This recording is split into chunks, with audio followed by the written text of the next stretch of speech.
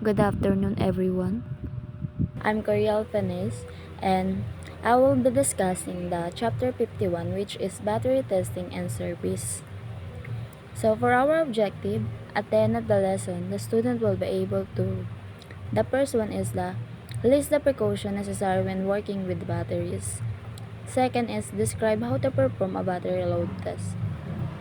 And third one is explain how to conduct a conductance test. So the first one is battery service safety consideration. Batteries contains acid and release explosive gases, hydrogen and oxygen during normal charging and discharging cycle. So dito, nagiging hazard siya dahil nagkakaroon ng pagsabog ng gas sa normal na pag-charge at pagdidiskarga ng baterya. So may mga sinusunod naman tayo na safety procedure to prevent physical injury or damage to the vehicle. When we are working on any electrical component on a vehicle, the first one we do is disconnect the negative battery cable from the battery. When the negative cable is disconnected, all electrical circuit in the vehicle will be open, which will prevent accidental electrical contact between an electrical component and ground. Any electrical spark has the potential to cause explosion and personal injury. Second one is wear eye protection or goggles when we are working around any battery. The third one is wear protective clothing to avoid skin contact with battery acid. The fourth one is always adhere to all safety precautions as stated in the service procedure for the equipment used for battery service and testing. The last one is never smoke or use an open flame around any battery. Next is battery maintenance. Most new cell batteries are of a maintenance pre-design that uses lead calcium instead of lead antimony plate grid construction. So, lead calcium batteries consume less water during normal service and have less corrosion on terminals, wiring, and support trays. To maintain them, we need to check electrolyte levels and to add distilled water if low. Also, clean battery cases and cables are essential for proper maintenance. So, the next one is battery terminal cleaning. Many battery-related faults are caused by poor electrical connection at the battery. Battery cable connection should be checked and cleaned to prevent voltage drop at a connection. One of the common reasons for an engine to not start is loose or corroded battery cable connection. So, the first one is loose or corroded connection at the battery terminal. We should not be able to move by hand. Second is loose or corroded connection at the ground connector on the engine block. Lastly is wiring that has been modified to add auxiliary power for a sound system or other electrical accessory. So, if these connections are loose or corroded, you can use 1 tablespoon of baking soda in 1 liter of water and brush this mixture into the battery and housing the neutralize the acid. Mechanically clean the connection and wash the area with the water. Next one is symptoms of a weak or defective battery. The first bullet is uses water in one or more cell. This indicates that the plates are sulfated and that during the charging process, the water in the electrolyte is being turned into separate hydrogen and oxygen gases. The second bullet is excessive corrosion on battery cables or connection. Corrosion is more likely to occur if the battery is sulfated. So, next one is dynamic versus open circuit voltage. Open circuit voltage is the voltage usually of a battery that exists without a load being applied. Dynamic voltage is the voltage of the power source with the circuit operation. So for example, a vehicle battery. This indicates that it has 12.6 volts or more, but the voltage will drop when the battery is put under a load such as cranking the engine. If the battery voltage drop too much, the motor will rotate more slowly and the engine may not start. If this dynamic voltage is lower than specified, the battery may be weak or defective, or the circuit may be defective. Next is battery hold down. The battery should also be secured with a hold down bracket to prevent vibration for damaging the plates inside the battery. So sinasabi dito, ang hold down bracket daw ay dapat may sapat na sikip para maiwasan ang paggalaw ng baterya. Kapag naman hindi masyadong mahigpit yung bracket ay pwede itong maging sanhi ng pagputok ng baterya. Yung mga original na hold down bracket naman ay madalas ginagamit ng mga local na dealer ng sasakyan.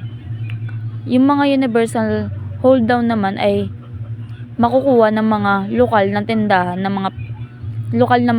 tindahan ng pyesa ng sasakyan. Next is battery voltage test.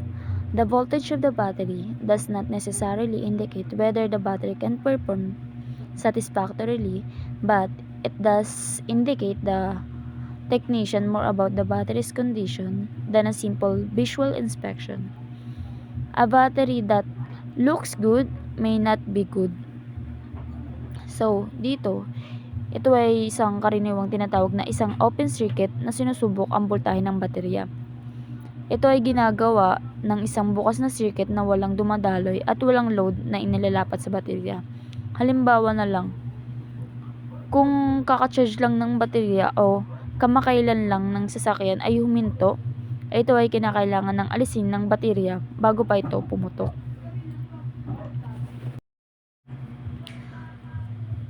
Next is battery load testing. One test to determine the condition of any battery is the load test. Most automotive starting and charging testers that use a carbon file to create an electrical load to the battery. So, karamihan sa mga automotive na nagsisimula pa lamang ay nag-charge ng mga tester at gumagamit ng carbon file upang magkaroon ng electrical load ang baterya. Ang load na tinutukoy ng original na rating ng CCA ng baterya na dapat ay hindi bababa sa 75% na naka-charge bago gagamitin. So, we have a test procedure to perform a battery load test. Step 1 is determine the CCA rating of the battery. This proper electrical load used to test a battery is half of the CCA rating or 3 times the ampere-hour rating with a minimum 150 ampere load. Step 2 is connect the load tester to the battery. Kailangan natin i-follow yung mga instruction bago i-test yung tester. Step 3 is apply the load for a full 15 seconds. We need to observe the voltmeter during the load testing and check the voltage at the end of the 15 seconds period while the battery is still under load.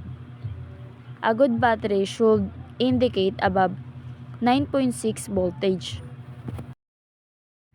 Next is hydrometer testing. The battery has removable filter caps. The specific gravity of the electrolyte can also be checked. A hydrometer is a tester that measures the gravity. So this test can also be performed on most maintenance free batteries because their filter caps are removable except for those produced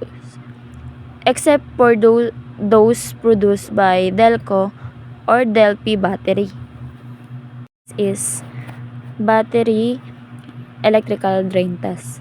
The battery electrical drain test determines if any component or circuit in a vehicle is causing a drain on the battery when everything is off. This test, also called the ignition of draw or IOD or parasitic load test.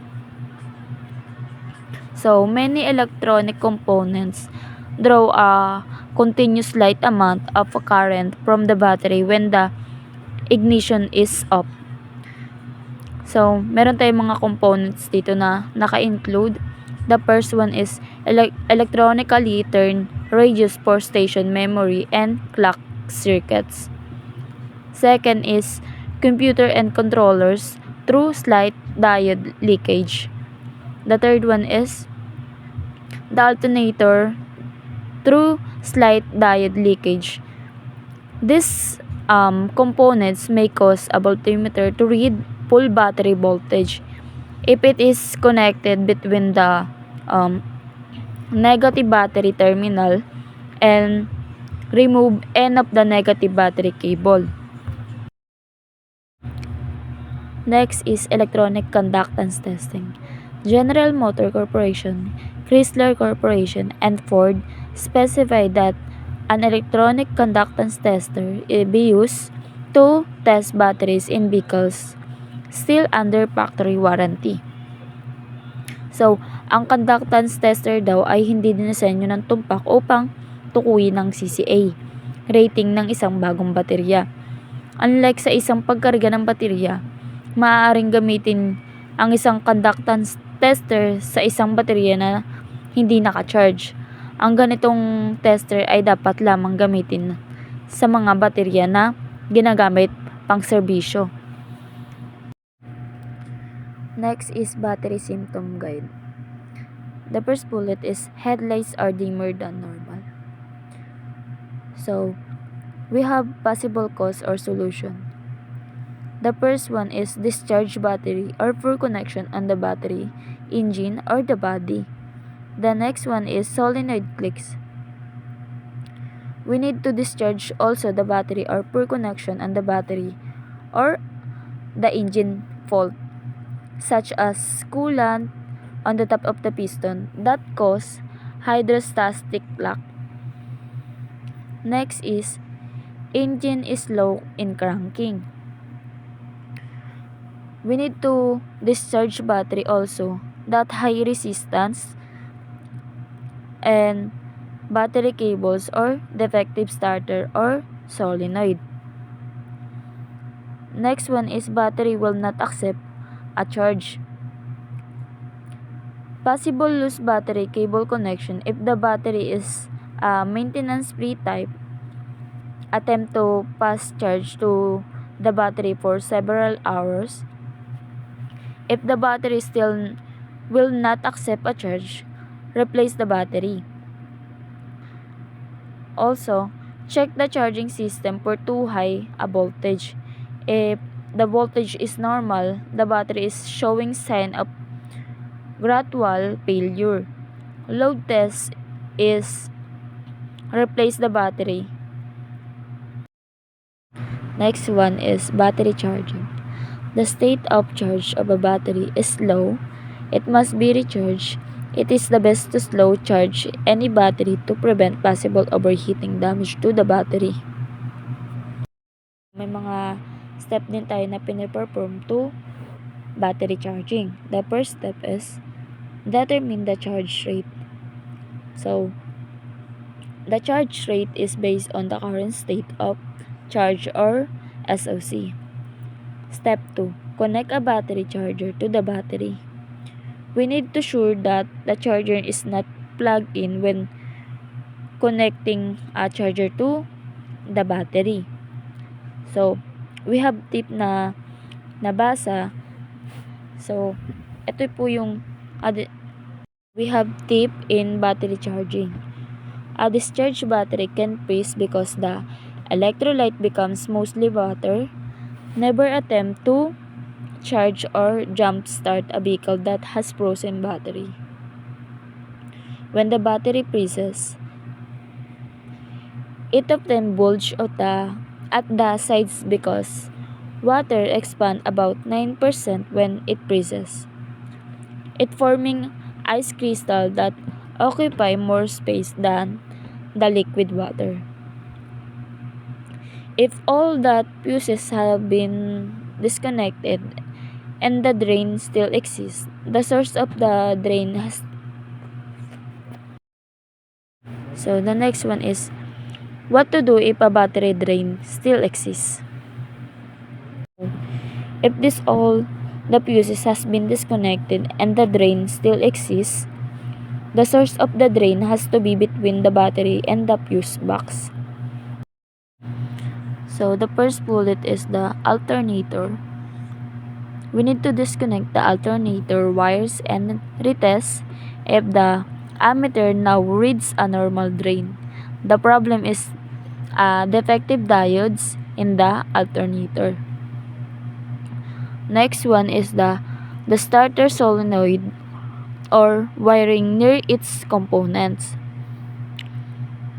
The starter solenoid relay or wiring near its component. These are also common source of a battery drain test due to high current loss and heat, which can damage the wire and insulation. So that's all for my discussion of chapter 51. Here's my reference. Thank you.